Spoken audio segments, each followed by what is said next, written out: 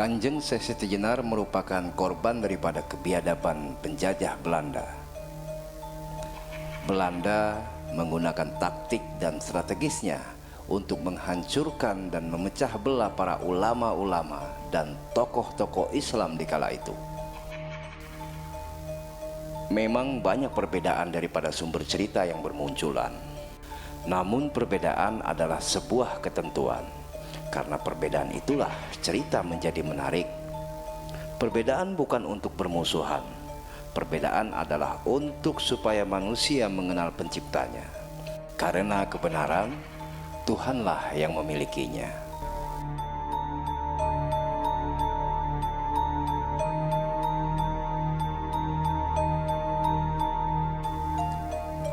Saya percaya bahwa masyarakat kini telah memiliki kecerdasan yang tinggi dibanding masa lalu. Paling tidak, cerita saya ini untuk menambah wacana dan referensi guna memperkaya pemahaman maupun perbendaharaan pengetahuan dengan olah pikir yang arif dan bijak. Dari kajian agama Islam, Syekh Siti Jenar tetap mengacu dengan syariat Islam dan menjalankannya selama beliau hidup. Namun karena kecerdasannya, beliau menambah kajian dan pemikiran hingga menghasilkan karya sastra yang berorientasi untuk meningkatkan budi pekerti masyarakat Jawa saat itu. Ya, sebuah pendekatan yang cerdas sebagai pelengkap ajaran Islam untuk persuasi kepada masyarakat di kala itu. Ada juga para wali yang melakukan pendekatan kepada masyarakat dengan berkesenian, karena budaya saat itu sangat lain dengan budaya masa kini. Banyak cara menyebarkan agama Islam di masa itu.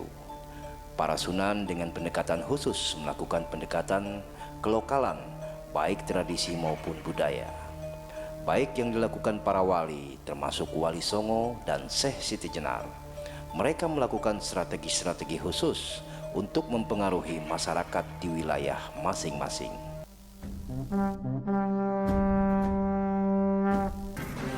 Taktik penjajah Belanda sangatlah berhasil melakukan pencitraan negatif Syekh Siti Jenar kepada masyarakat, serta mengadu domba antara Wali Songo dan Syekh Siti Jenar. Teka-teki ajaran Syekh Siti Jenar bagaikan surat perintah 11 Maret Super Semar yang hingga kini menjadi kajian kontroversi bagi pemikir-pemikir sejarah bangsa Indonesia, yang sama halnya seperti ajaran Syekh Siti Jenar menjadi pemicu perbedaan pemikiran dan kajian bagi penyebar cerita. Sebuah cerita menimbulkan pro dan kontra di kalangan masyarakat.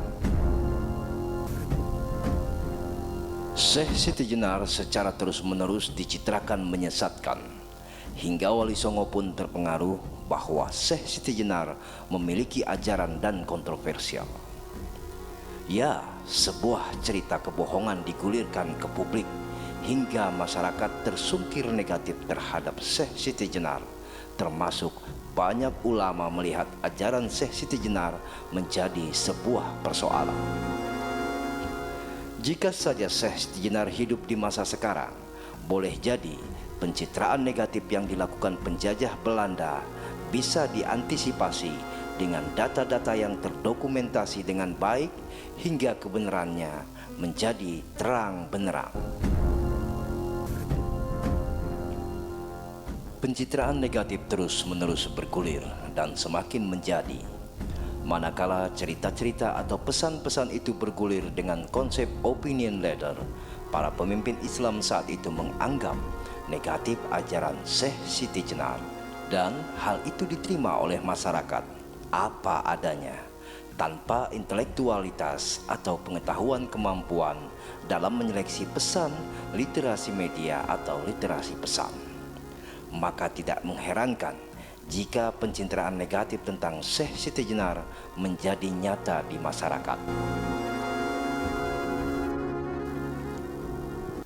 Syekh Siti Jenar dalam menyebarkan agama Islam tetap dengan referensi Al-Quran dan hadis, dengan kemampuan mengkaji pola pikir integrasi dengan kitab-kitab lainnya seperti kitab khusus Al-Hikam, kitab Insan Kamil, Ihyaul Mudin, Risalah Qushairiyah, Tafsir Marifatullah, Kitab Al-Tawasin, Kitab At-Tajali, dan Qul Al-Khulum.